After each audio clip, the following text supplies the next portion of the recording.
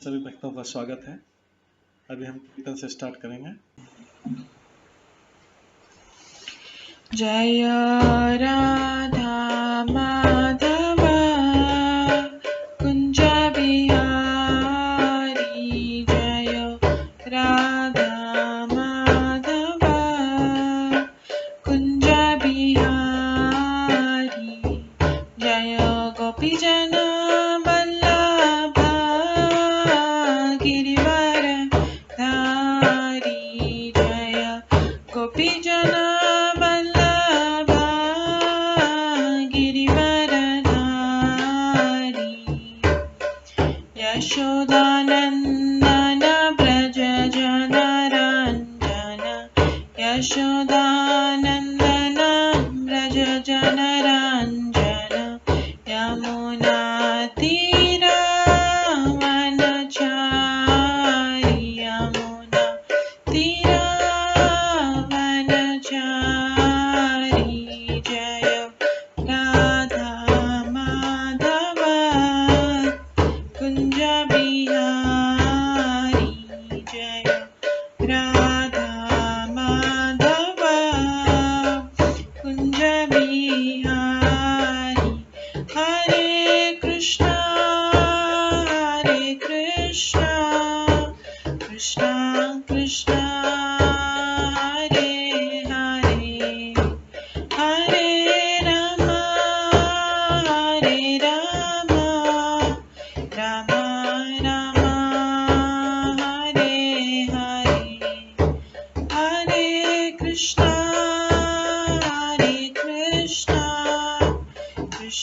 कृष्णा कृष्णा हरे हरे, हरे राम राम राम हरे हरे, हरे कृष्णा कृष्णा कृष्णा हरे हरे, हरे राम राम राम हरे हरे, हरे कृष्णा कृष्णा कृष्णा हरे हरे, हरे राम राम राम हरे हरे, हरे कृष्णा कृष्णा कृष्णा हरे हरे, हरे राम राम राम हरे हरे, हरे कृष्णा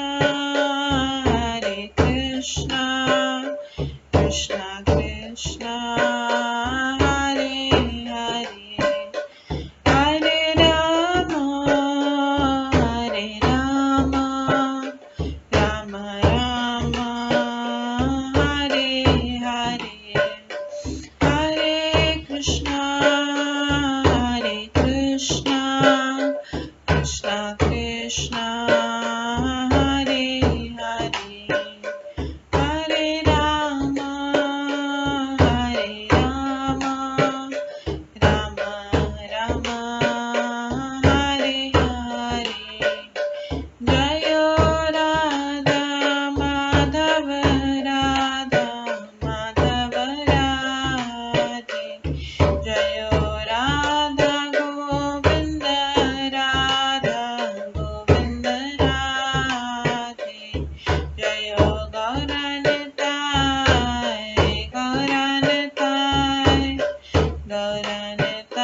जय गौरनताय, जय जय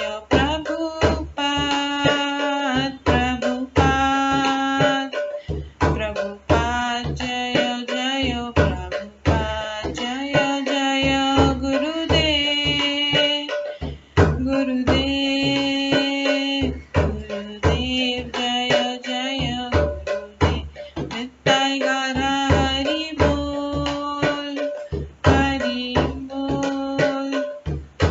बोल नित्य गौर हरि बोल, गौर प्रेमानंदे हरि हरि बोल। हरे कृष्णा। आज की इस क्लास में सभी भक्तों का स्वागत है। अभी मंगलाचरण से स्टार्ट करेंगे। ओम अज्ञानतिमिरन्धस्य ज्ञानाञ्जनशलाकया चक्षुरुन्मिलितं येन तस्मै श्रीगुरुवे नमः। श्रीचैतन्यमनोभीष्टं स्थापितं येन भूतले स्वयं रूप कदा मह्यं ददाति स्वपदान्तिकम्। वन्देऽहं श्रीगुरो श्रीयुतपदकमलं श्रीगुरुं वैष्णवांश्च श्रीरूपं साग्रजातं सहगण रघुनाथान्वितं तं सजीवं साद्वैतं सावधूतं परिजनसहितं कृष्णचैतन्यदेवं श्रीराधाकृष्णपादान् सहगण ललिता श्रीविशाखान्वितांश्च। नमो विष्णुपदाय कृष्णपृष्ठाय भूतले श्रीमते भक्तिवेदांत स्वामिन्निति नामिने। नमस्ते सरस्वती देवे गौरवाणी प्रचारिणे निर्विशेष शून्यवादी पाश्चात्य देशतारिणे। वाञ्छाकल्पतरुभ्यश्च कृपा सिन्धुभ्येव च पतितानां पावनेभ्यो वैष्णवेभ्यो नमो नमः। जय श्री कृष्ण चैतन्य प्रभु नित्यानंद श्री अद्वैत गदाधर शिवासादि गौर भक्तवृंद। हरे कृष्णा कृष्णा कृष्णा हरे हरे, हरे राम राम राम हरे हरे। ओम नमो भगवते वासुदेवाय। ओम नमो भगवते वासुदेवाय। ओम नमो भगवते वासुदेवाय। नारायणं नमस्कृत्य नरं चैव नरोत्तमं देवीं सरस्वतीं व्यासं ततो जयमुदीरयेत्। नष्टप्रायेषु भद्रेषु नित्यं भागवत सेवया भगवते उत्तम श्लोके भक्तिर्भवति नैष्ठिकी। कृष्णाय वासुदेवाय देवकी नंदनाय च नन्दगोपकुमाराय गोविन्दाय नमो नमः। सर्ववेदान्तसारमे श्रीभागवतम् इष्यते तद्रसामृतात् नान्यत्र स्याद्रति क्वचित्। आराध्यो भगवान् ब्रजेश तनयस्तनुधाम वृन्दावन रम्या काचिदुपासना व्रजवधूवर्गेण या कल्पिता। श्रीमद्भागवतं प्रमाणम् अमलं प्रेम कुमार्थमः श्रीचैतन्य महाप्रभुमतम् इदं तत्रादरो न परम्। मूकं करोति वाचालं पङ्गुलङ्घयते गिरिं यत्कृपातमहं वन्दे परमानन्दमाधवम्। हरे कृष्णा।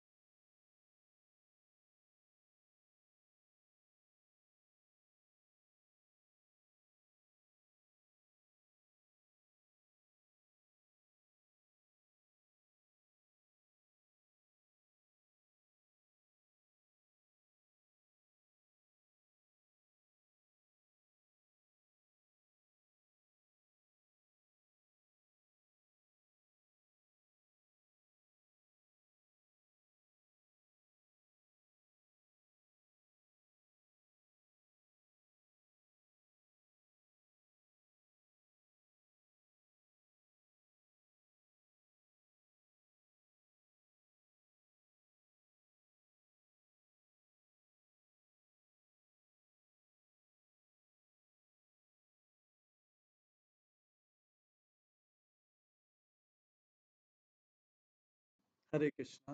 आज की इस क्लास में सभी भक्तों का स्वागत है। हम हम श्रवण कर रहे थे श्रीमद् भागवतम के 10वें स्कंद के 12वें अध्याय से श्रवण कर रहे थे कल, जिसमें हमने श्रवण किया था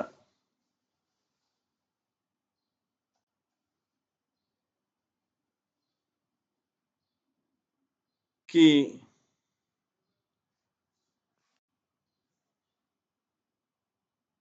कंस ने कई असुर भेजे थे। भगवान प्रतिदिन एक एक असुर का वध करते रहते थे। अब एक दिन जब सारे बालकों ने अपना ब्रेकफास्ट किया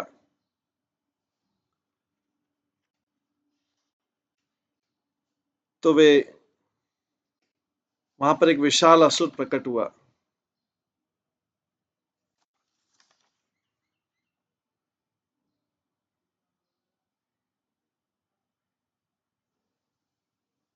ये वृंदावन वासियों का सौभाग्य था, महाभाग्य था। हम वृंदावन वासी के महाभाग्य केवल अनुमान लगा सकते हैं कि भगवान उनके साथ में ब्रेकफास्ट कर रहे थे, उनके साथ में भोजन कर रहे थे।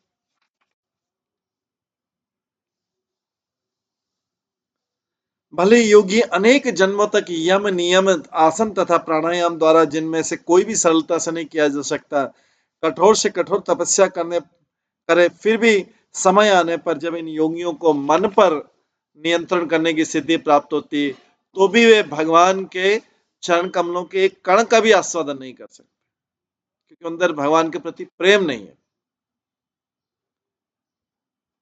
वो सारा कार्य कर रहे हैं, मन लगाने का प्रयास करने, लेकिन उनके अंदर प्रेम नहीं है, भगवान के प्रति प्रेम नहीं है।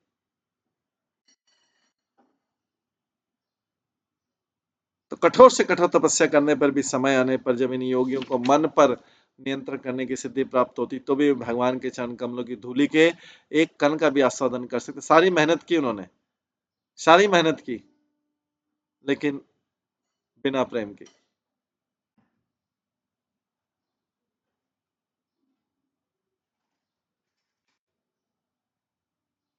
तो बिना भगवान से प्रेम किए सारा परिश्रम जो इस जगत का सारा व्यर्थ, शून्य है।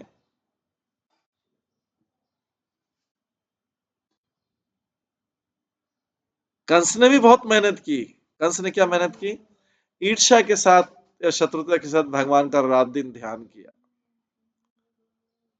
रात दिन ध्यान किया।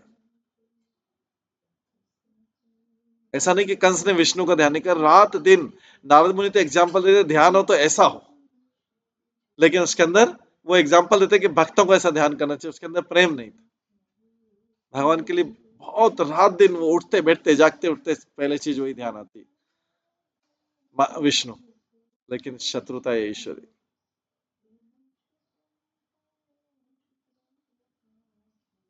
क्योंकि इस जगत, इस भगवान ने हमें जो भी प्रेम दिया, हमने इस जगत को दे दिया है। उधर के लिए अभी अकाल पड़ा हुआ है, सूखा है, ड्राई एकदम। उधर के लिए अकाल है, क्योंकि सारा गीलापन इधर ही है।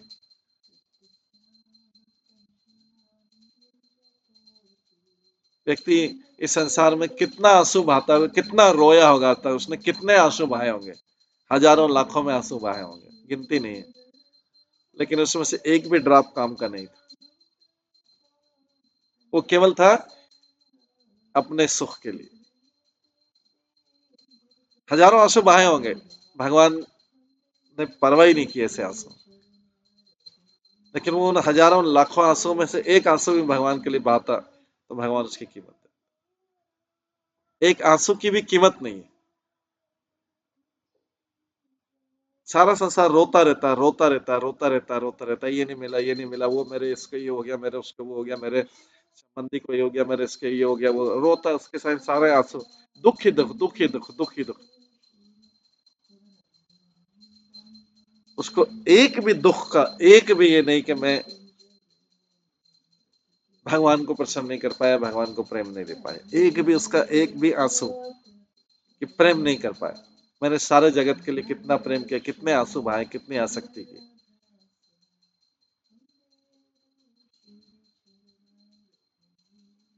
लेकिन यहाँ पे इस लिखा है कि हम वृंदावनवासियों के महाभाग्य केवल अनुमान कर सकते हैं कि साक्षात जिन्होंने भगवान का दर्शन किया, बड़े बड़े योगी सब में भगवान के चरण कमलों की धूल के एक कण का भी आस्वादन नहीं कर सकते, क्योंकि जिस किसी कार्य में प्रेम नहीं है वो कार्य व्यर्थ। भगवान के लिए अगर एक पुष्प भी, अगर कोई जिसके अंदर प्रेम हो, पुष्प से भी प्रसन्न हो जाता, केवल मात्र एक पुष्प से, एक पत्ते से प्रसन्न हो जाता, या खाली केवल पानी से भी प्रसन्न हो जाता। तो वृंदावन वासियों का महाभाग्य इसमें था कि बड़े बड़े योगी भी उनके धूल के चरण कमलों की इतनी बड़ी बड़ी तपस्या करके, इतनी तपस्या करके वो अचीवमेंट बोलेंगे कि अरे मैं कितना मेहनत किया इसको प्रसन्न करने के लिए, कितना मेहनत किया, कितना मेहनत किया, कितना मेहनत किया।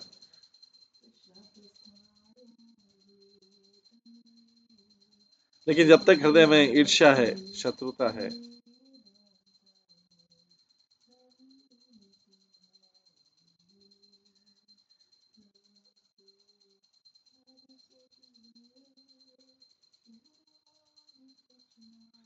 इस जगत में हम किसी का नाम लें और किसी का उसके प्रति प्रेम हो आसक्ति हो, तो जैसे नाम से ही प्रसन्नता आ जाती, केवल नाम लेने से प्रसन्नता आ जाती, और किसी नाम से लेने से डिसलाइकिंग होने लगती।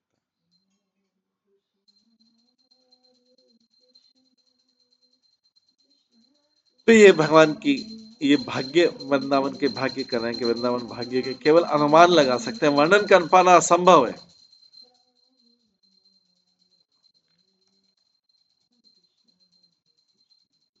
उसके पश्चात अगली लीला का हमने श्रवण किया था कि वहां पर एक विशाल असुर प्रकट होता है जिसका नाम अघासुर है। कंस द्वारा भेजे गए पुतना और बकासुर का छोटा भाई था। अगासुर ने सोचा कि हमें किसी तरीके से कृष्ण संगियों को खा लूं तो मेरे भाई और बहन जो है, ये असुर की आसक्ति है कि वो अपने भाई बहनों के लिए सदा सोचता है। अगर सोचा कि यदि मैं किसी तरह कृष्ण तथा उनके संगियों को, अपने भाई तथा बहन की दिवंगत आत्मा, उसके लिए कुछ भी करने को तैयार। तो इसलिए किस अभी कृष्ण को और उसके संगियों को मारने के लिए तैयार है। किसके लिए? किसके लिए? भौतिक संबंध, भाई और बहन, बकासुर और पूतना के। उसके बाद उस असुर ने एक विशाल अजगर रूप धारण किया और उसका निचला होठ पृथ्वी पर था, ऊपरी होठ आकाश के बादलों। सब बालकों ने सोचा, निर्भीक डरते कृष्ण के साथ थे, क्या डरना। सोचा कि विशाल अजगर रूपी मूर्ति उनके क्रीड़ा का, ऐसा लगता है मूर्ति जैसे पार्क में बड़े बड़े स्टेचू, डायनासोर और एलिफेंट और ये सब बनाया जाता है बच्चों को खेलने के लिए, उसी तरह उन्होंने सोचा कि अजगर हमारे लिए खेलने के लिए बनाया। इतना बड़ा विशाल था, उसकी लंबाई चौड़ाई चौमार के जैसी, जीप की लंबाई चौड़ाई चौमार, हाईवे। और वो अग्नि जैसी गर्म हवा उसके मुख से निकल रही थी, श्वास। भगवान के ऊपर उनका विश्वास था। तो कईयों ने बोला कि यदि हमें निगल लेगा तो दूसरे बालक बोलते हैं अरे बकासुर की तरह मारा जाएगा। ताली बजाकर उन्होंने बकासुर के शत्रु कृष्ण के सुंदर मुख की ओर निहारा। कृष्ण दूर खड़े थे, उधर मुख देखा और इधर कॉन्फिडेंट हो गए।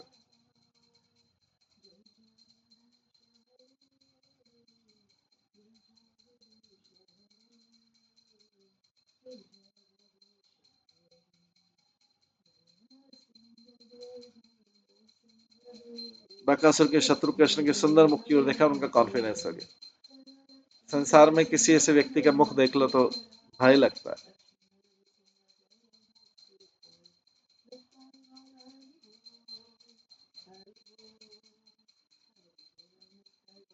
और हर व्यक्ति के हृदय में स्थित अंतर्यामी परमात्मा भगवान श्री कृष्ण ने बालकों को उस नकली अजगर के विषय में बात करते हुए देखा। वे नहीं जानते थे कि ये वास्तव में अघासुर था जो अजगर के रूप में प्रकट हुआ। बालक लोग ये जानते हुए कृष्ण उन मित्रों को असुर के मुख में प्रवेश करने से रोकना चाहते थे।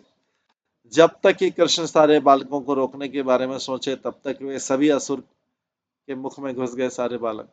किंतु उस असुर ने उन्हें निगला नहीं, क्योंकि वो कृष्ण द्वारा मारे गए अपने संबंधियों के विषय में सोच रहा था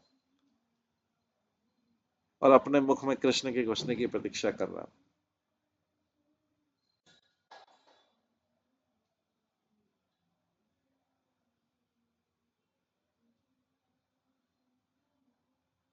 ये कल हमने सुना था, आज इसके आगे सुनेंगे। तान्वीक्ष्य कृष्ण सकला भय प्रदो ईयरण्यनाथान् शकरातवच्युतान् दीनान् च मृत्युः जठराग्निघासान् घृणादितदिष्टकृतेन विस्मितः। कृष्ण ने देखा कि सारे ग्वाल बाल जो उन्हें ही अपना सर्वस्व मानते थे,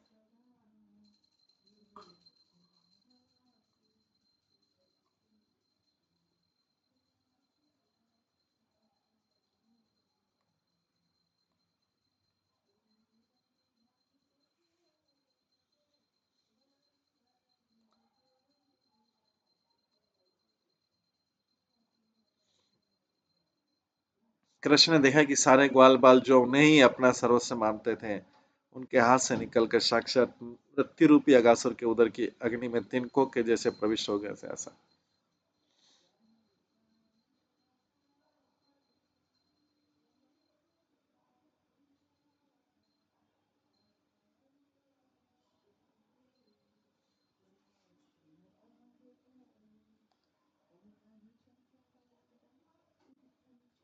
कृष्ण ने देखा कि सारे ग्वाल बाल जो उन्हें ही अपना सर्वस्व मानते थे, उनके हाथ से निकलकर साक्षात मृत्यु रूपी अगासुर के उदर की अग्नि में तिनको जैसे प्रविष्ट हो जाने से सारे बालक अंदर प्रवेश कर गए।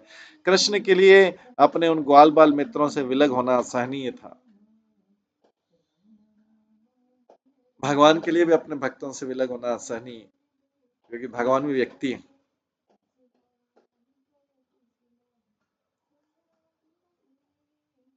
अतः देखते हुए कि सब उनकी अंतरंगा शक्ति द्वारा नियोजित किया प्रतीत होता है, कृष्ण आश्चर्यचकित हो उठे और निश्चय न कर पाए कि क्या किया जाए। सारे बालक तो अगासुर के मुख में चले गए, अभी अब तो गए।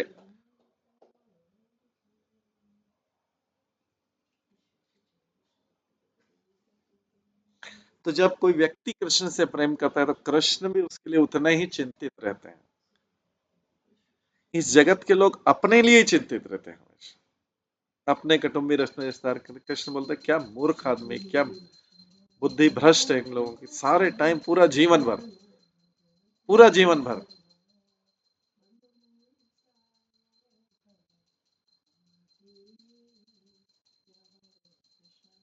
चाहे लोग कितने भी पापी हों, फिर भी उन्हीं की चिंता करते हैं, उन्हीं का रोना रोते थे, उन्हीं का दुख करते थे, चाहे कितने भी पापी। लेकिन यहाँ पर कृष्ण के लिए अपने इन ग्वाल बाल मित्रों से विलग होना असहनीय था। अतः देखते हैं कि इन सबकी अंतरंगा शक्ति द्वारा नियोजित किया प्रतीत होता है। कृष्ण आश्चर्यचकित उठे, निश्चय न कर पाए कि क्या किया जाए।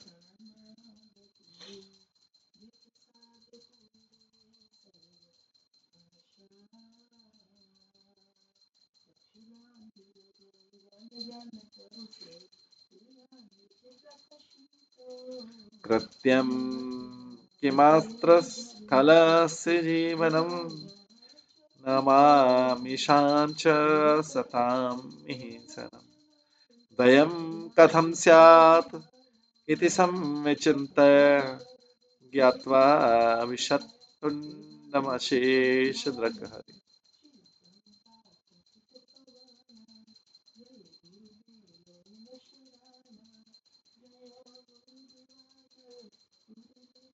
अब क्या करना होगा? इस तरह असुर का वध और भक्तों का बचाव एक साथ दोनों किस तरह संपन्न। भगवान के लिए भी क्या करना है?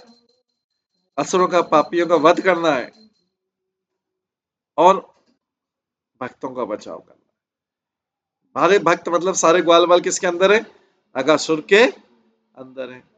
अभी अगासुर को मारा जाएगा तो बालक भी मर जाएंगे।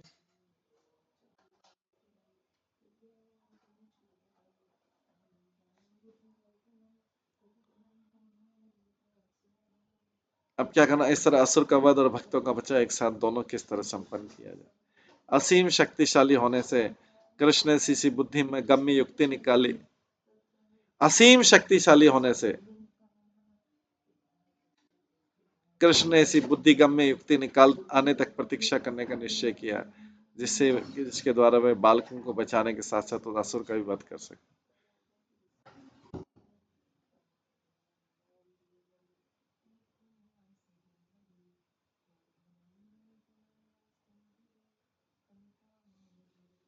असीम शक्तिशाली होने से कृष्ण ने ऐसी बुद्धिगम्य युक्ति निकल आने तक प्रतीक्षा करने का निश्चय किया, जिसके द्वारा वे बालकों को बचाने के साथ साथ असुर का भी वध कर सके। तत्पश्चात वे अगासुर के मुख में घुस गए।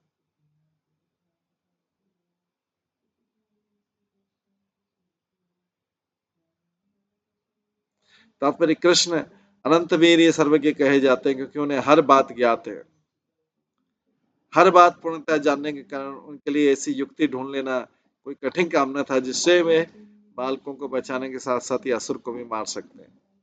इसलिए उन्होंने भी असुर के मुख में घुसने का निश्चय किया। भगवान को सेपरेट करना है दोनों को। कोई व्यक्ति बोलता है भगवान के ऊपर, सबके ऊपर कृपा करने, दुष्ट पापी के ऊपर भी इसके ऊपर ही। दुष्ट पापी को मार के कृपा करना और इन बालकों को जो उनके मुख में, इनको बचा के कृपा।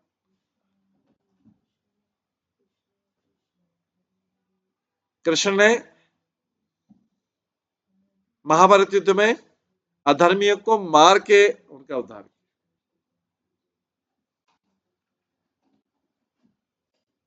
तो पापियों को दंड देने में कोई बुराई नहीं है, उनका उद्धार ही है उसमें।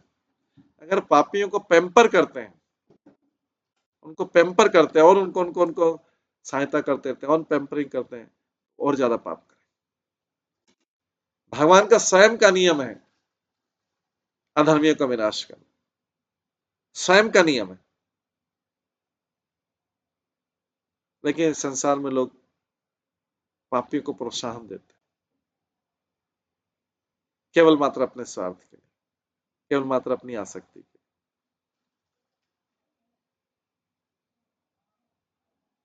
और इससे पूरे समाज को परेशानी होती है। लेकिन उनको समाज की चिंता नहीं रहती, उनको दूसरे, उनकी अपनी आसक्ति इतनी प्रबल है, इतनी प्रबल है कि वो आसक्ति इतनी प्रबल है कि वो उसके सामने समाज, दूसरे व्यक्ति, भक्त अभक्त क्या, वो आसक्ति उनको गवर्न करती, उनके मन को वही चलाती है आसक्ति। तो कृष्ण यहाँ पे ऐसी युक्ति ढूंढना चाहते क्योंकि अभी तो इनके पेट में चले गए हैं, अगासुर के पेट में सारे बालक, तो बालकों को बचाने के साथ असुर को भी मारना था। इसलिए उन्होंने भी असुर के मुख में घुसने का निश्चय किया।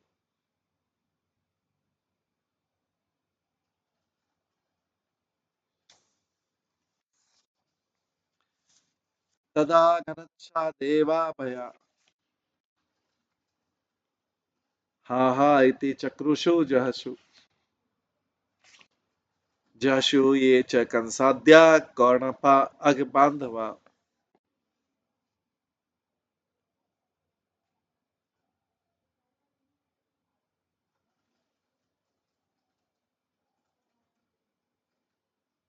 तब अजय भगवान कृष्ण ने देवताओं को बादलों के पीछे से हाय पुकारते सुना। देवता लोगों ने देखा, अरे सारे बाल बाल बाल तो आधा, देवता तो भगवान के शुद्ध भक्त तो है नहीं, इसलिए बस डर लगे, हाय हाय क्या हो गया। तो तुरंत ही उन्होंने स्वयं, भगवान कृष्ण स्वयं तथा अपने संगी ग्वाल बालों को असुर से बचाने के लिए, जिन्हें वो चूर्ण चूर्ण कर देना चाहते थे, भगवान असुर को पाउडर बना देना चाहते, इतना उनको असुरों के ऊपर गुस्सा आ रहा था। उसके गले के भीतर गए, घुस गए, उसके बॉडी में घुस गए, उसने मुंह बंद कर लिया अगासुर ने। भगवान ने अपने आप को विस्तार करना चालू किया।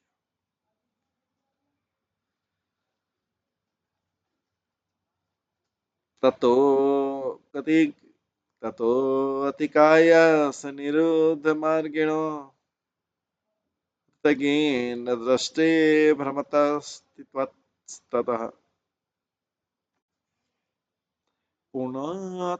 अंतरंगे पवनो निरुद्ध मूर्धन विनिर्गतो बहि।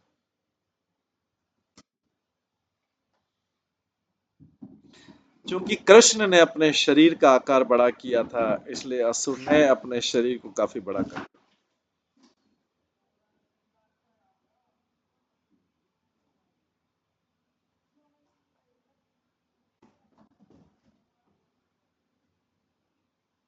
क्योंकि कृष्ण ने अपने शरीर का आकार बढ़ा दिया था, इसलिए असुर ने अपने शरीर को काफी बढ़ा लिया। फिर भी उसकी श्वास रुक गई, उसका दम घुट गया और उसकी आंखें इधर उधर भटकने लगी तथा बाहर निकल आई।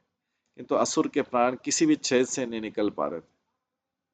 अंत में उसके सिर के ऊपर के छेद से प्राण बाहर फूट पड़े। तो ये जो प्राण है कहाँ से कैसे निकलते हैं, इस ये भी महत्वपूर्ण है योगी क्रिया में। इसलिए जो है ऋषि मुनि लोग अपने प्राणों का श्वास को नियंत्रित करके ब्रह्मरंध्र से निकालते हैं, सिर में पीछे का जो भाग रहता है।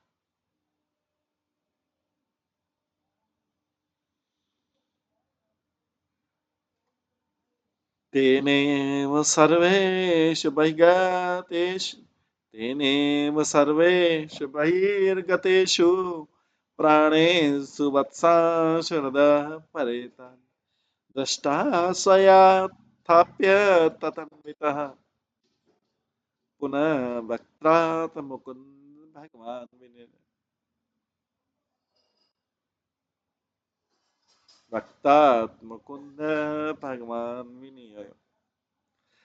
जब उस असुर के सिर के ऊपरी छेद से सारी प्राणवायु निकल गई, तो कृष्ण ने मृत बछड़ों तथा ग्वालमालों पर अपनी दृष्टि फेर के उन्हें फिर से जीवित कर दिया। तब मुकुंद, जो किसी भी मुक्ति को दे सकते हैं, अपने मित्रों तथा बछड़ों समेत उस असुर के मुख से बाहर आए।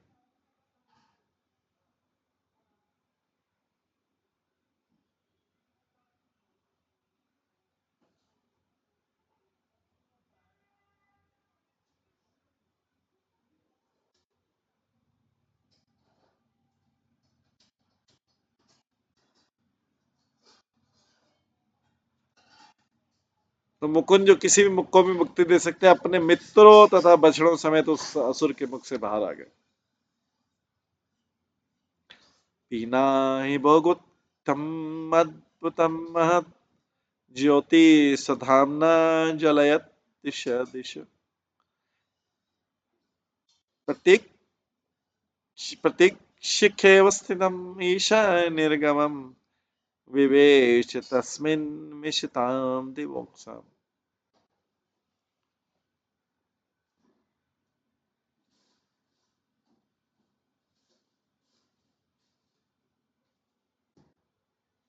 उस विराट अजगर के शरीर से सारी दिशाओं को प्रकाशित करता हुआ एक प्रकाशमान तेज निकला और आकाश में अकेले तब तक रुका रहा जब तक कृष्ण उस शव के मुख से बाहर नहीं आ गए।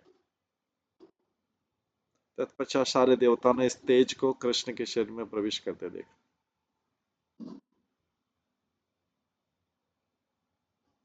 तात्पर्य ऐसा प्रतीत होता है कि अगासुर नामक सर्प को कृष्ण के शरीर में प्रवेश करने और उनकी संगति प्राप्त होने से मुक्ति मिली।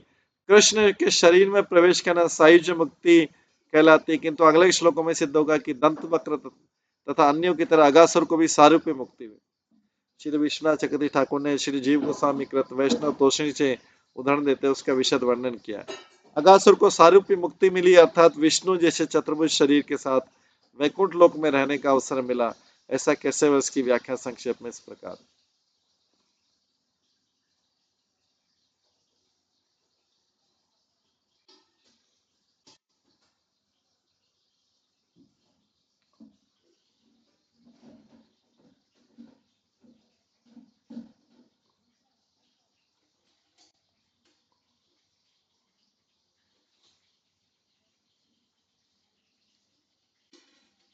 जो तेज अजगर के शरीर से निकला वो आध्यात्मिक शुद्ध सत्य पाकर और भौतिक कलमश से मुक्त होकर शुद्ध बन गया।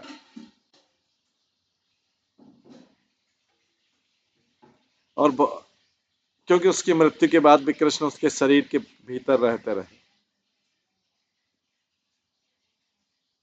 यह संदेह व्यक्त किया जा सकता है कि ऐसे उत्पाती असुर को सारूप्य या सायुज्य मुक्ति कैसे प्राप्त हुई, और इस पर भी आश्चर्य होता है। किंतु कृष्ण इतने कृपालु हैं, ऐसे संशयों को दूर करने के लिए उन्होंने अजगर के प्राण को तेज रूप में सभी देवताओं की उपस्थिति में कुछ काल तक प्रतीक्षा करने दिया। कृष्ण पूर्ण तेज है और हर जीव उस तेज का अंश है, जैसा कि यहाँ सिद्ध है। हर जीव को अपना अपना तेज होता है। असुर का तेज कुछ काल तक उसके शरीर के बाहर जाता रहता है और पूर्ण तेज अर्थात ब्रह्म ज्योति से मिल नहीं पाया।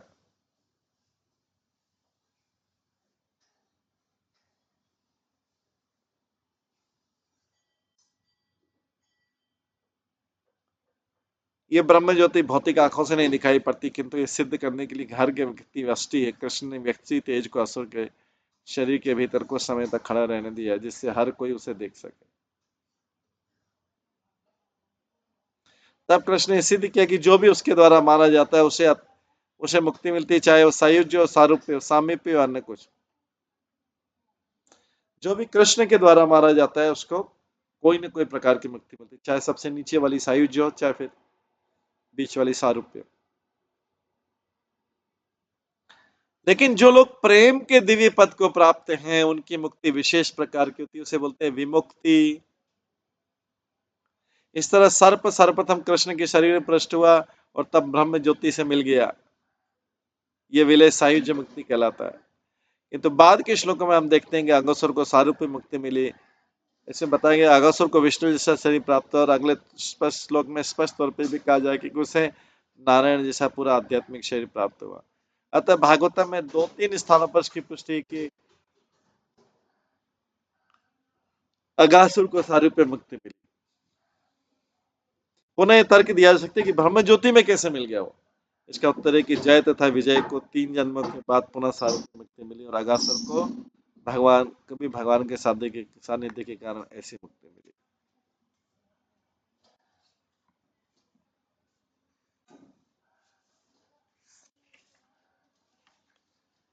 ततो अतिद्र ततो अतिहष्टा सकृत अकृतारणम पुष्पे सुगाप्सरस च नर्तके गीते सुरावाद्य धराश वाद्य के स्तवे च विप्रा जैनिस्वने गणा।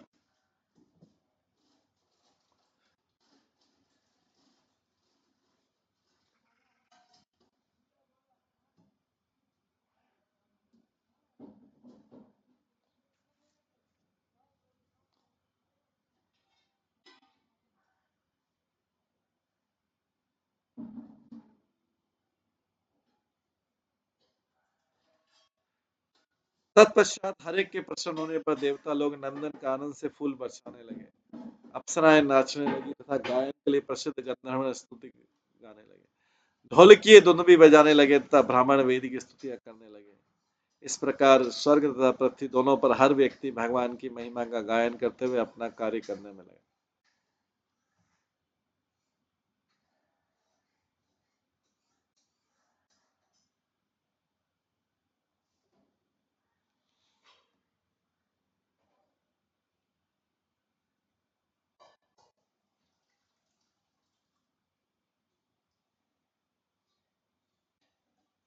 तात्पर्य हर एक का विशेष कार्य होता है। शास्त्रों ने निरूपित किया है कि हर व्यक्ति अपनी योग्यता के अनुसार हर व्यक्ति को भगवान की महिमा का गायन करना चाहिए। यदि आप गाए तो अच्छी तरह गाकर भगवान का गुणगान करें। यदि आप संगीतज्ञ हैं तो वाद्य यंत्र द्वारा उनका गुणगान करें। स्वनि स्व अनुष्ठित धर्म से संसिद्धि हरितोषणम। स्व अनु अनुष्ठित स्वनुष्ठित धर्म से संसिद्धि हरितोषणम। जीवन का सफलता केवल भगवान को तुष्ट करने में है। ये भागवतम के पहले स्कंद के दूसरे अध्याय का 13वां श्लोक है। स्व अनुष्ठित धर्म से, जो भी अनुष्ठान करे, जो भी कार्य करे धर्म से, संसिद्धि हरितोषणम। हरि को संतुष्ट करने में, भगवान को संतुष्ट करने में ही जीवन की सफलता है। इसलिए पृथ्वी से लेकर देवलोक तक हर व्यक्ति, हर बुद्धिमान व्यक्ति भगवान का गुणगान करने में लगा है। सभी महान संत पुरुषों का यही निर्णय है कि मनुष्य जो भी योग्यता अर्जित कर चुका है, सभी महान संत पुरुषों का निर्णय है। क्या निर्णय? मनुष्य जो भी योग्यता अर्जित कर चुका है उसका उपयोग भगवान का गुणगान करने में करे। जो भी योग्यता है उसकी, उसका मिसयूज नहीं करे। इदम हि पुंस्तस्पश्रुतस्य वा सूक्तस्य च बुद्धि दतय अविच्योतार्थ कभी भी निरूपित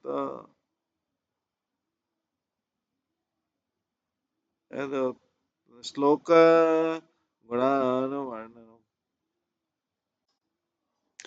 विद्वान मुनियों ने निश्चित निष्कर्ष निकाला कि ज्ञान, तप, वैदिक अध्ययन, यज्ञ, स्तुति तथा दान की उन्नति का अमोघ उद्देश्य क्या है?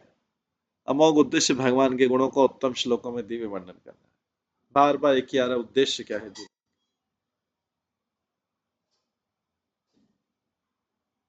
इतना क्लियरली भागवतम में डिफाइन किया कि जीवन का उद्देश्य क्या है, उसकी फर्स्ट प्रायोरिटी क्या है।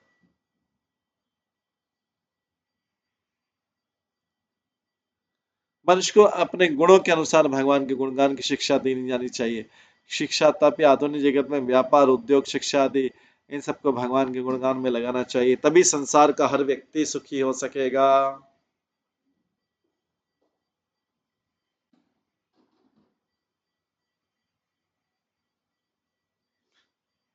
तभी हर व्यक्ति सुखी हो सकेगा, और कोई तरीका नहीं। इसलिए कृष्ण अपनी दिव्य क्रीड़ाएं प्रदर्शित करते हैं तो आते हैं, जिससे लोगों को हर तरह से उनका गुणगान करने का अवसर मिले।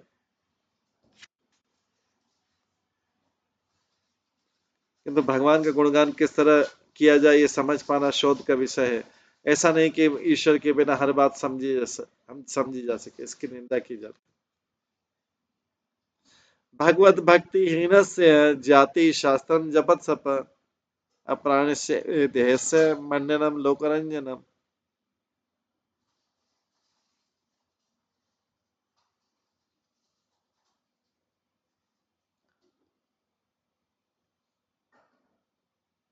भगवत भक्ति अथवा भगवान के गुणगान के बिना हमारे पास जो भी वो शव को सजाने के लिए।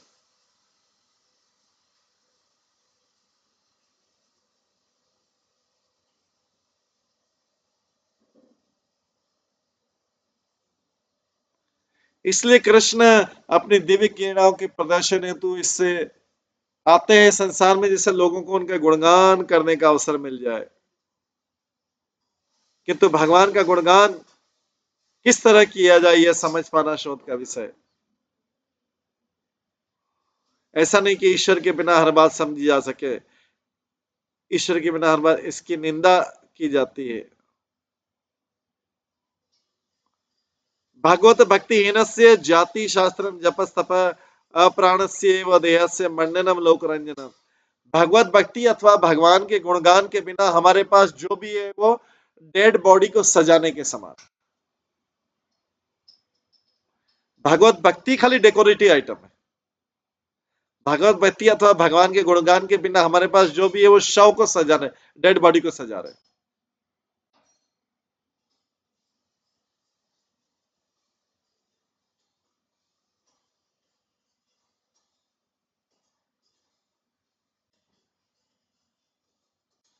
तत् स्त्रोत्सवादि गीतिका जयादिनैकोत्सव मंगल स्वना श्रुत्वा सुधाम्नान्ति अजागत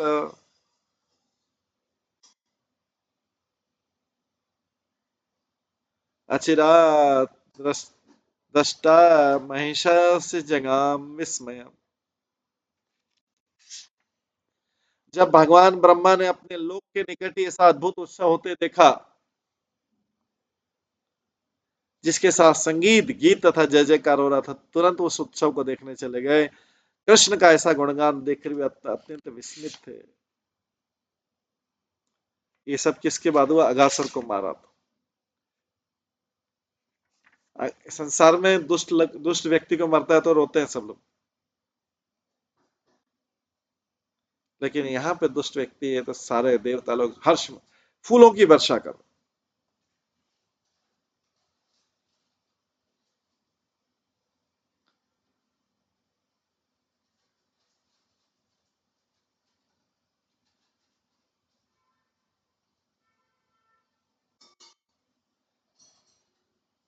हे राजा परीक्षित, जब अगासुर का अजगर के राजन अजगरम शर्म शुष्कम वृंदावने अद्भुतम वर्जोकसाम बहुस्थितम बहुभ आक्रीड़ा ग्रहम।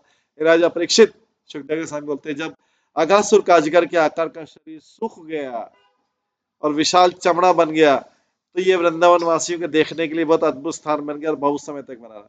अभी तो सूख गया, अगासुर का चमड़ा सूख गया, तो और भी ज्यादा खेलने का आइटम बन गया। ड्राई, जो अब वास्तव में वो खेलने का आइटम, जैसे कहीं होता ना क्रोकोडाइल, या कहीं पे पत्थर के बने हुए क्रोकोडाइल, या ऐसे आर्टिफिशियल, ये भी एक वो आर्टिफिशियल आइटम हो गया क्योंकि डेड हो गया।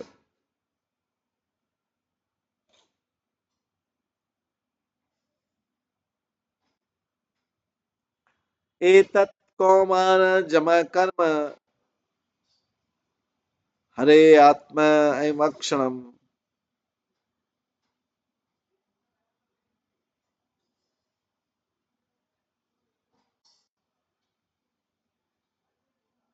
एत कौमारम जम कर्म हरे आत्मा महिमोक्षणम मृत्यु पौगंड के बाला दुष्टा उच्च विस्मिता वजे। स्वयं अपने साथियों की स्वयं तथा अपने साथियों को मृत्यु से बचाने तथा अजगर रूप अघासुर को मोक्ष देने की घटना तब घटी जब कृष्ण 5 वर्ष के थे। इसका उद्घाटन ब्रजभूमि में 1 वर्ष बाद हुआ, मतलब इसको बताया जाएगा, घटना को 1 वर्ष बाद बताया जाएगा, मानो उसी दिन की घटना। तो मोक्षणम शब्द का अर्थ है मोक्ष। कृष्ण के साथियों के लिए तथा कृष्ण के लिए मोक्ष का प्रश्न ही नहीं उठता। वे आध्यात्मिक जगत में होने से पहले ही मुक्त हैं। भौतिक जन्म में जन्म मृत्यु तथा जरा व्याधि होते हैं, भौतिक जगत में होते हैं, किंतु आध्यात्मिक जगत में ऐसा कुछ नहीं होता। वहां तो हर वस्तु शाश्वत है, किंतु अगासुर ने भी कृष्ण तथा उनके भक्तों के सानिध्य से शाश्वत जीवन की वही सुविधाएं प्राप्त कर ली। सानिध्य का इतना महत्व, संघ का इतना महत्व है, इतना महत्व है।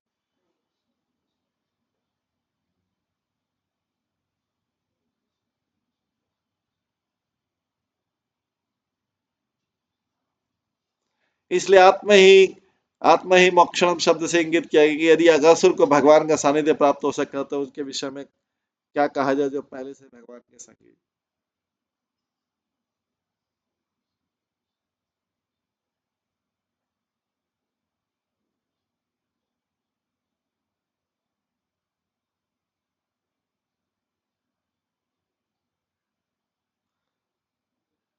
सार के विजय कृत पुण्य पुंजा। यहाँ पर इसका प्रमाण है कि ईश्वर हर एक के लिए शुभ है। यहाँ तक कि जब किसी को मारते हैं तो भी उससे मुक्ति मिलती, तो भी शुभ है। अगर कृष्ण किसी को मार रहे हैं तो वो भी मुक्ति है, वो भी उसके लिए कृष्ण प्रमाणिक कि ईश्वर हर के लिए शुभ है। उसका बुरा करे अच्छा करे, ईश्वर हर किसी के लिए शुभ है। अगर उसका बुरा भी करे, कोई ये मानने लग जाए, स्वीकार करने लग जाए, तो भगवान का भक्त बन जाएगा धीरे धीरे कि शुभ है।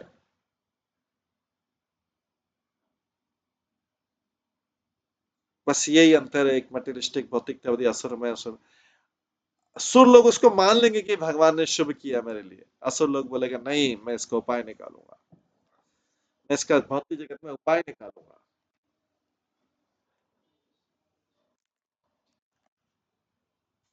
व्यक्ति हमेशा भगवान को चैलेंज, भगवान की दी चीजों को चैलेंज करने के लिए रहता है। मैं इसके विपरीत करूंगा, तो उसका भक्त भी सलाह देगा ऐसा कर लो, नहीं मैं इसके उल्टा करूं, और वो फिर सारे काम ऐसे नष्ट हो जाते, क्योंकि उसके अपने इंद्रिय तृप्ति को बोलता नहीं मैं ऐसा ही करूंगा ऐसा।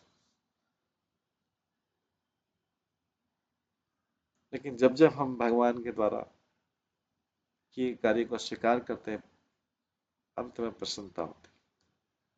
और जब जब भगवान के द्वारा किए गए सेट चीजों को जो उसको चैलेंज करते हैं, उसके विपरीत काम करते हैं, इससे हम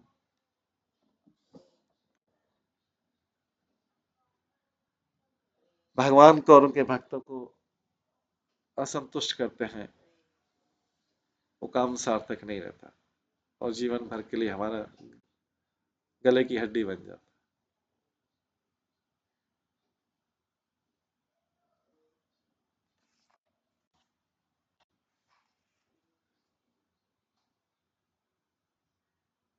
किसी तरीके से हम कार्य तो कर देते हैं, उलट पुलट ये वो झूठ सच करके कार्य कर, लेकिन वो कार्य वास्तव में सक्सेसफुल नहीं है।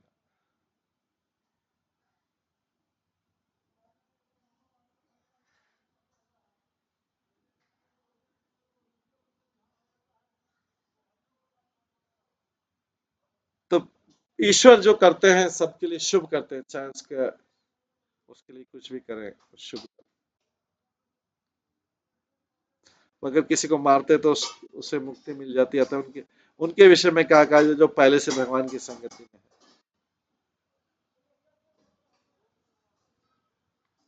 न एतत् विचित्रं मनुजार्वमायेन परवराण परमसि वेदसः अघापि यत्स्पर्शद्योतपातः प्रापत् न साम्यं तु असतां सुदुर्लभम्।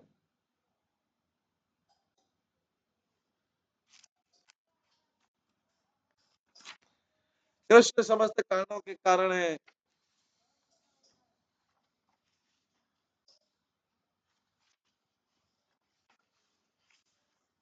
भौतिक जगत उच्च तथा निम्न जगत के कार्य कारण आदि नियंता भगवान द्वारा ही सृजित होते हैं। जब कृष्ण नंद महाराज तथा यशोदा के पुत्र के रूप में प्रकट हुए, उन्होंने अपनी अहेतु की कृपा से ऐसा किया। अतः उनके लिए अपनी असीम ऐश्वर्य का प्रदर्शन करना कोई विचित्र बात नहीं थी। हाँ, उन्होंने ऐसी महत कृपा प्रदर्शित की कि सर्वाधिक पापी दुष्ट अगासुर भी ऊपर उठ गया और उनके संगियों में से एक बन गया। उसने सारी मुक्ति प्राप्त की जो वस्तुतः भौतिक कलनों से युक्त पुरुषों के लिए प्राप्त कर पाना असंभव है।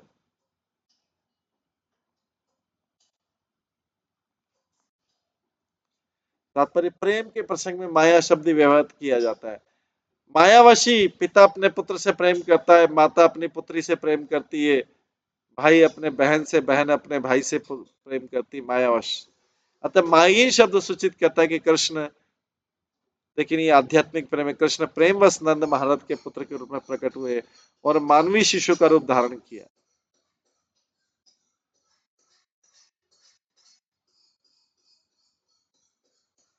कृष्ण समस्त कारणों के कारण में कार्य कारण के सृष्टा और परम नियंता है। उनके लिए कुछ भी असंभव नहीं आता। अगासुर जैसे जीव को भी उन्होंने सारी पर मुक्ति प्रदान की। कृष्ण के लिए तनिक भी विचित्र नहीं है। कृष्ण को अपने संगियों के साथ साथ साथ अगासुर के मुंह में प्रवेश करने में आनंद आया।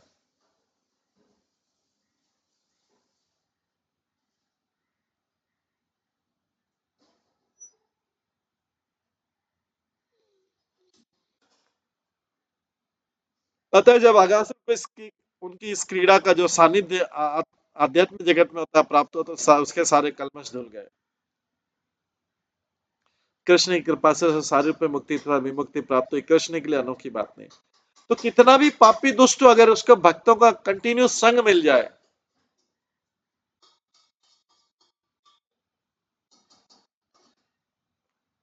भगवान के शुद्ध उच्च भक्तों का सानिध्य मिल जाए, कितना भी पापी व्यक्ति है, अगासुर जैसा पापी,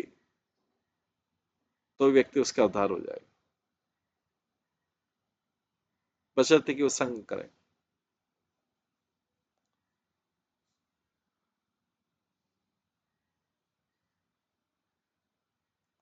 कृष्ण समस्त कारणों के कारण में कार्य कारण के सृष्टा है, परम नियंता है, उनके लिए कुछ भी असंभव नहीं है। अतः अगासुर जैसे जीव को भी उन्होंने सारे पे मुक्ति प्रदान की।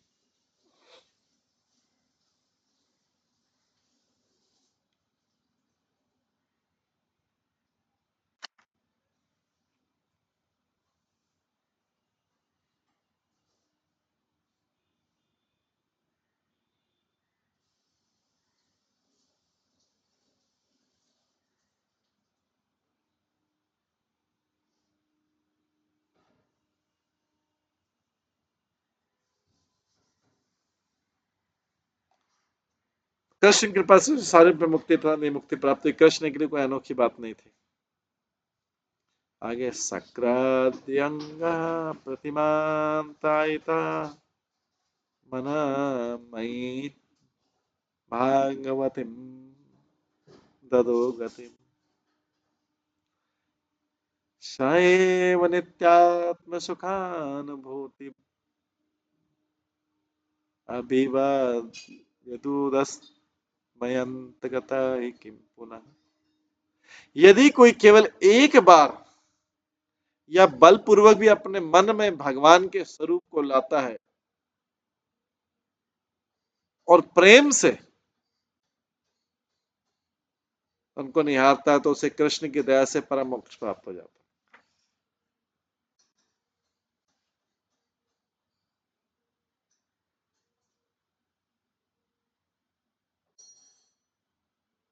तो फिर उन लोगों के विषय में क्या कहा जाए जिनके हृदय में भगवान अवतार लेकर प्रविष्ट होते हैं, अथवा उनका उनका क्या कहा जाए जो सदैव भगवान के चरण कमलों का ही चिंतन करते रहते हैं, जो सारे जीवों के लिए दिव्य आनंद के स्रोत हैं, और जो सारे मोह को पूरी तरह हटा देते हैं। यहाँ पर भगवान को प्राप्त करने की विधि बतलाई गई। यत पाद पंकज पलाश विलास भक्त्या, कृष्ण का चिंतन करने मात्र से उन्हें बड़ी आसानी से प्राप्त किया जा सकता है। यह भी बतलाया गया कि कृष्ण के चरण कमल सदैव भक्तों के हृदय में स्थित रहते हैं। अगासुर के बारे में तर्क दिया जा सकता है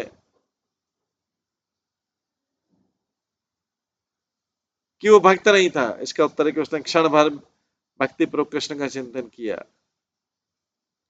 भक्त्या माम एकाग्रया, बिना भक्ति के कोई कृष्ण का चिंतन नहीं कर सकता। इसके विपरीत जब कोई कृष्ण का चिंतन करता है तो निश्चित उसमें भक्ति होती है। यद्यपि अगासुर का उद्देश्य कृष्ण को मार डालना था, किंतु क्षण भर उसने कृष्ण का चिंतन भक्ति पूर्वक किया।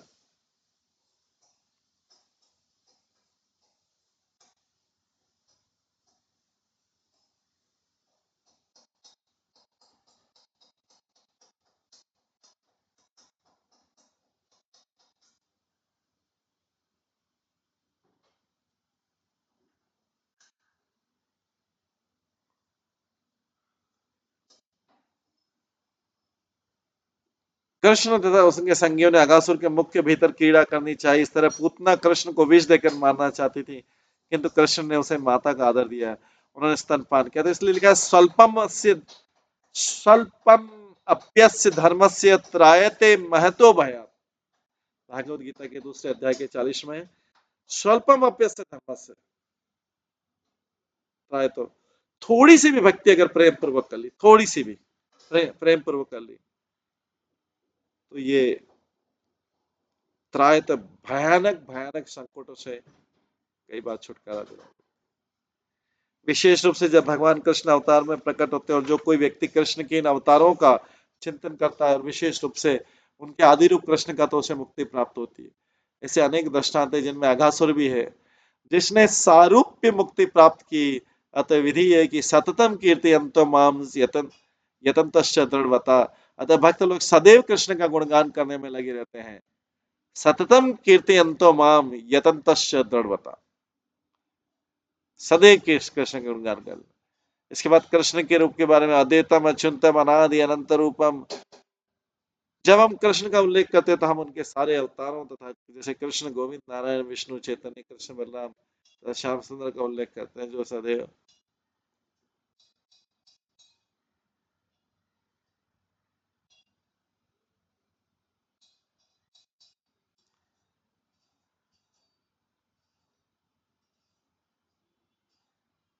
श्री सूतवाचक सूत गोस्वामी बोलते हैं, इत्थम द्विजाय यादव देव दत्त सरातु चरितम विचित्रम प्रपच्छ भूयापि ततेव पुण्यम वयासिकम यात निग्रहे चेता। सूत गोस्वामी ने कहा है, मान संतों, श्री कृष्ण की बाल्यकाल की लीलाएं अत्यंत अद्भुत है।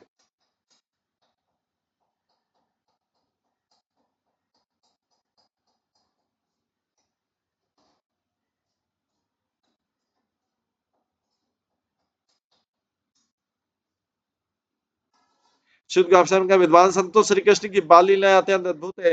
महाराजा परीक्षित अपनी माता के घर में उन्हें बचाने वाली कृष्ण की लीलाओं की भाषा में सुनकर स्थिर चित्त हो गए। उन्होंने सुखदेव गोस्वामी से फिर कहा कि मैं पूर्ण लीलाओं को सुना। श्री राजोवाच ब्रह्मण कालांतर कृतम ततः कालिनम कथम भवेत्।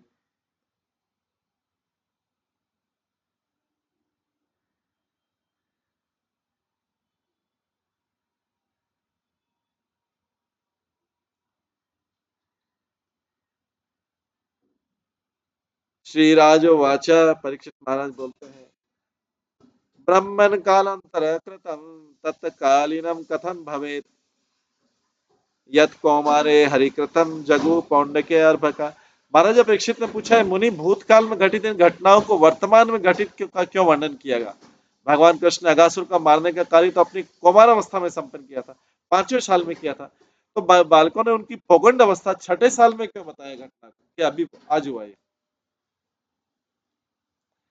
तो उसके बाद बोलते, तद ब्रूहि मैं महायोगिन परम कौतूहलम गुरु नूनम में तत्थरेव माया भवति अन्यथा। हे महायोगी, मेरे आध्यात्मिक गुरु, कृपा बतलाइए कि ये कैसे हुआ। मैं जानने के लिए परम उत्सुक हूँ। मैं सोचता हूँ कि ये कृष्ण की अन्य माया के अतिरिक्त कुछ भी नहीं था। तात्पर्य, कृष्ण की अनेक शक्तियां, परास्य शक्ति विविधेव थे। अगासुर का वृत्तांत 1 वर्ष के बाद प्रकट किया गया, उसमें कृष्ण की कोई शक्ति निहित होगी। इसलिए महाराज परीक्षित इसके विषय में जानने के लिए परम उत्सुक थे और उन्होंने सुखदेव गोस्वामी से इसे बतलाने की प्रार्थना। वयम धन्य तमालोके गुरो अपि क्षत्रबंधव वयम पिबाम मुहूर्तत्व पुण्यम कृष्ण कथामृतम।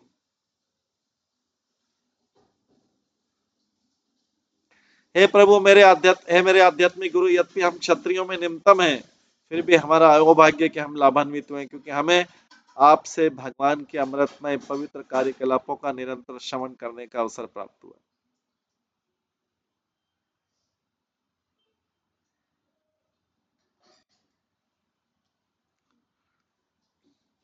तात्पर्य, भगवान के पुण्य कार्यकलाप अत्यंत गुही है। साधारणतः इन कार्यकलापों को सुन पाना संभव नहीं होता।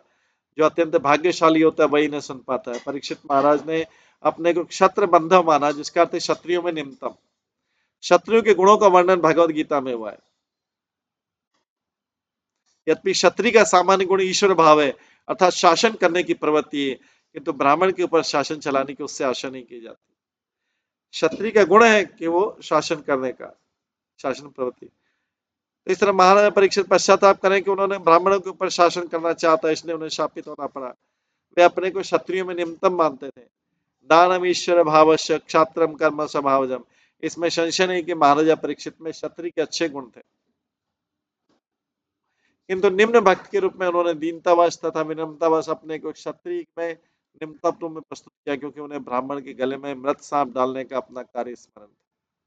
उन्होंने बोला कि एक बार गलती कर चुका हूं मैं, ब्राह्मण वैष्णव के गले में सांप डाल दिया, अपराध किया था, अब ऐसा अपराध नहीं करूंगा। विद्यार्थी तथा शिष्य को अधिकार है कि गुरु से किसी गुह्य सेवा के लिए पूछे, और गुरु का कर्तव्य कि वह अपने शिष्य को गुह्य सेवा, कॉन्फिडेंस सेवा के विषय में बतलाए।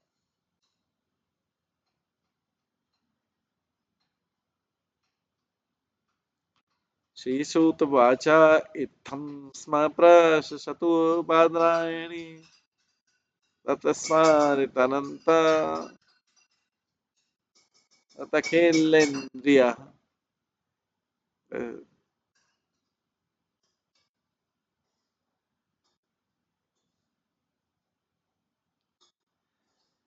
लास्ट श्लोक इस अध्याय का। श्री सूत वाचा, इत्थं स्म प्रशसतु बादरायणी तत्स्मरात् स्मरेत् अनन्तरत अखिलेन्द्रिय कृच्छात् पुनः लब्ध बहिदशीशने प्रत्याय तम भागवत उत्तम उत्तम।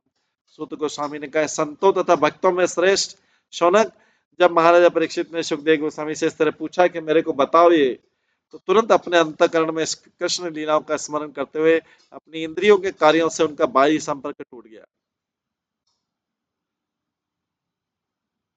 परीक्षित महाराज जब पूछे, तत्पश्चात बड़ी मुश्किल से उनकी बाह्य चेतना वापस आई और वे कृष्ण कथा के विषय में महाराज परीक्षित से बात करने लगे। सुखदेव गोस्वामी जो है, सुखदेव गोस्वामी एकदम कृष्ण लीला सुनाते सुनाते ध्यान में चले जाते थे।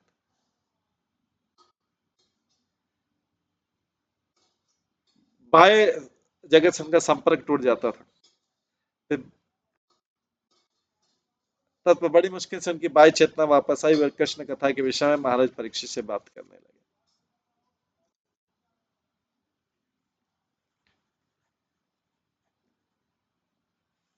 इस प्रकार हम देखते हैं कि अघासुर का किस तरह वध हुआ, बालकों को प्रसन्न किया।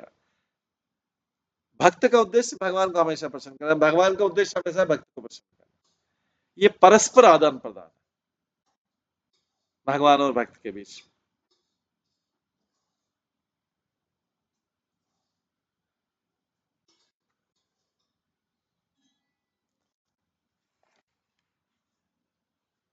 इसके बाद जो परीक्षित महाराज का प्रश्न था कि 1 साल बाद क्यों बताया उन्होंने परिवार वालों को कि आज मारा अगासुर को, जबकि मारा 5वें साल में था, बताया 6ठे साल। ऐसा क्यों है, ये हम कल की क्लास में श्रवण करेंगे। कल की क्लास में ये इसका कारण दिया है 13वें अध्याय में, जिसमें ब्रह्मा द्वारा बालकों तथा बछड़ों की चोरी। आज इस को यहीं पे विराम देते हैं। सभी भक्तों का बहुत बहुत धन्यवाद। सब भक्तों के लिए एक बार हरे कृष्ण महामंत्र का जप करते हैं। हरे कृष्णा कृष्णा कृष्णा हरे हरे, हरे राम राम राम हरे हरे। श्रीमद् भागवतम महापुराण की जय। श्रील प्रभुपाद की जय। सभी भक्तगणों की हरे कृष्ण।